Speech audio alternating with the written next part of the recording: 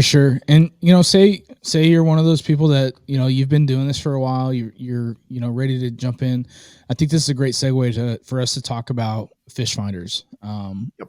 A lot of people want a fish finder right out the gate. To me, I use my fish finder every time I go out. I absolutely love it. I'm probably on the other end of the spectrum where I've got probably too much electronics and LiveScope and this, that, and the other. But on fish finders, like, to me, I would start out simple. I would start out with something that has, water temp and down scan at the very least. Like, that's going to give you, if you get some mapping on there, that's great. Side scan's great. LiveScope is great.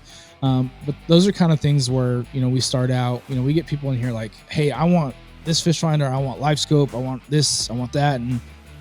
And I think that's good to jump into it, but I don't think it's like a right out the gate kind of deal. I think it's one of those things like, if you don't know how to read down scan and side scan, LiveScope may not be any better for you. So to me, it's one of those things.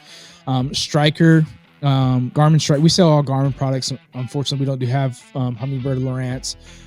They make some great units, but we do Garmin. The Garmin Striker is a great entry level option. They make, I think, a 5-inch, a 7-inch, and a 9-inch.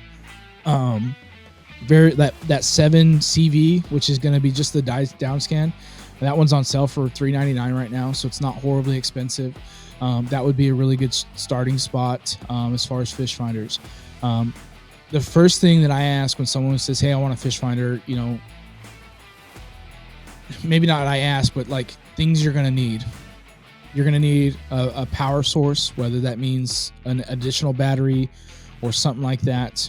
You're going to need a fish finder mount, very similar to those Omega rod holders. They make them for that, where they're track mounted, that you can put them up anywhere. You're going to mount a transducer. So the hard part with some of these kayaks is like the Hobie Outback. They've got a spot, and most of the Hobies, they've got a spot underneath the kayak where you mount the transducer, and you can actually raise and lower that transducer. Some kayaks, they don't have that, and you have to use that. What is that called? It's the mount that goes over the side. It's a sidekick that actually mounts the transducer. They've got a little bundle that has the power bank and the why can't the YakAttack Cellblok. Yes. Yeah, the Cellblok and the transducer arm. I actually just grabbed one of those just because I have multiple kayaks on hand, so I'm able to mount the whole system in one thing and just mount it to a track of each kayak I take out. But again, you go back to space. If you're in a smaller kayak and you can't stand, that unit does take up quite a bit of space vertically, like on your kayak and just of your accessory. But it is really handy to just plop it on and off any kayak you want. I do like it a lot. And actually, I just repurposed it to be an ice fishing rig. I'm going to use it for ice fishing this winter. So, and that's a great example of something very versatile that you can put, that fish finder on just about anything. But yeah, that YakAttack Cellblok battery box and switchblade transducer arm combo, they make that together where you can buy that whole kit. That's how you're going to mount your transducer. And then, that's really slick because you can literally put that on the track. You can mount that to any track, any kayak. You can put that switchblade over the side. But with that comes some downsides. That switchblade's not, it's not perfect all the time. You've got to get it in a good spot. You got to get locked down. But it does make it very versatile as far as switching between kayaks and, something simple to start out with. Yeah, if you have your angle wrong, I've done that a couple of times. And I mounted it backwards once, and I couldn't figure out why the fish shapes were. I was like, what is wrong with this thing? So, but after like 4 hours of fishing, I got off the water and I was like, oh yeah, I just put it on there backwards. That's my fault. But if you're cruising through the water over time, the water can kind of push it up.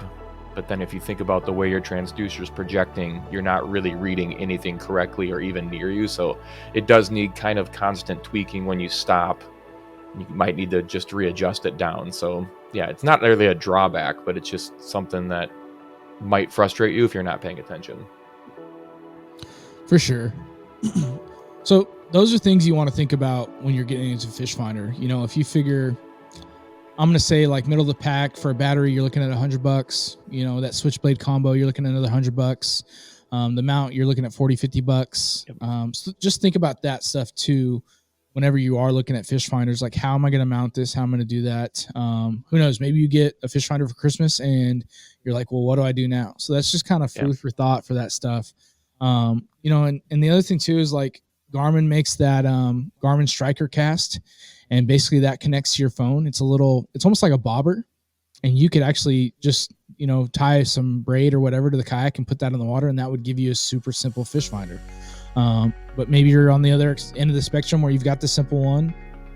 The Echo Map line is a really great option. Those are LiveScope capable. But again, with that, you know, you get a bigger unit, you're going to need more power. You're going to need different stuff like that. But like, there's some really great options. I've used Lowrance. I've never used Humminbird. Lowrance to me wasn't as user friendly as Garmin. I've heard amazing things on Humminbird as far as their down and side scan. But to me, Garmin makes, you know, a great product, really good customer service. That's what I've used. That kind of gives you some ideas of like which route, you know, you want to go. Like even those 4-inch screens, like that Garmin Striker 4. That's what I have. Great. Yeah. It's great basic entry. Like it's still going to show you water temp, still going to show you depth.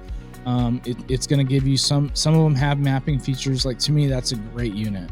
Yeah. And I really think it comes down, like you and I are obviously on the opposite ends. You've got LiveScope, and I pretty much have just the Garmin Striker Vivid 4CV Plus, I think. So like a little bit better version of the Striker, basic Striker 4. But I mean, LiveScope obviously has, if you're a tournament angler, it gives you a huge edge, right? Like you can really hone in on where a fish is sitting, and maybe really that would help me in my quest for finding a 40-inch plus pike that might have, or it's gonna make you super frustrated because you put your lure right in front of them and then like, nope. Well, luckily, like at least with pike, man, they're just so angry that if you put a lure in front of them, you're probably catching them. So I guess you really could just cruise around and see if you see a big line. It'd be pretty unmistakable what it is in the areas I fish. But really, I use mine just for water depth. You know, I'm just looking for weed lines to cast at, so I'm really just looking at structure, like water temp and depth. And now like some of the areas I've mapped out now, like I just know them all by memory, so now I don't even take them out unless I'm going to a new area. Really, I would like to get into walleye fishing where I would maybe want a little bit more advanced down scan to kind of just see where they're at and what they're doing. But it really is just like, what kind of fishing are you going to do? You know, LiveScope, I don't know if you're just a pleasure angler. I don't know, maybe you have a different opinion. Like, do you need, you know, that's a very expensive unit that's really cutting edge and has really helped tournament anglers and gives you a huge edge in those tournaments. But if you're an average angler, you might not need to jump into that boat. That money might be better served towards upgrading your kayak itself. So yeah, a huge array for just, again, don't get the huge eyes if you have a budget, I guess. Buy what you need. And just like you said, that even that Striker 4, like that gives you so much technology in there.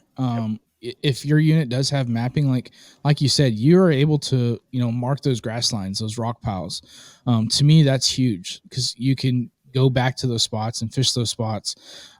It's going to give you water temp. Water temp's a huge deal. You know, like if you know the water temp where you're at, like you may get in a pocket and it's 10 degrees colder than the last one, and the last one you were catching fish in, and this one you're not. And like, hey, that's a big clue there too. But for sure, like I think there's a learning curve to it. Like to me, if you're using down scan and side scan and you really know that, I think that gives you a huge advantage once you get into those better units, bigger units, all that. There's that with those, like I think if you have questions, you should reach out to one of us. And you know, Johnathan, you in particular know way more about Garmin in particular, so like you're a great resource to ask, because you know when you're looking at a fish finder, especially if you're new, and this was myself, there's just so much technical jargon that you just you know, there's the chirp and all these different terminologies, and even to this day I don't understand them that much. And I know, like you being in the LiveScope and rigging people's kayaks, you know way more. So please just leave a comment or reach out to us, because like it gets very confusing when you're looking at the specs. Gosh, it does. And even like you can look at like they could have the same name and there's one letter, CV versus SV, and it's like, what the heck, and so just simple stuff like that. But again, but going back to the rod holders and all that stuff, like start out simple. It's going to be a lot more enjoyable. It's going to be a lot less stressful. You're not going to have to be worried about your battery on your fish finder not being charged, your transducer not giving you a good reading back. Like, just get on the water, have some fun. If you get to that point where you want to do that stuff, we'd love to help people out. That's all we do here. Talking to people, seeing what they, like to me, like I talk to guys that come in here like, hey, I want LiveScope. Should I get it? Should I not get it? And I'm like, well, if you're a crappie fisherman, LiveScope's like, it makes it a lot easier.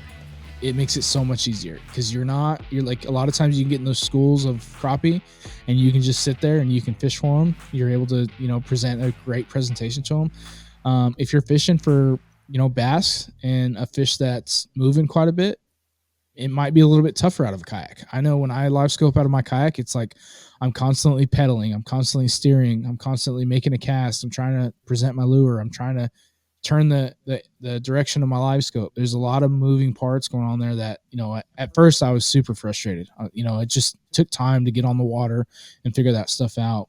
And to me, it's the same thing with the side view and the down view and all that stuff. If you're able to dial that stuff in, that stuff goes a long ways. Yeah.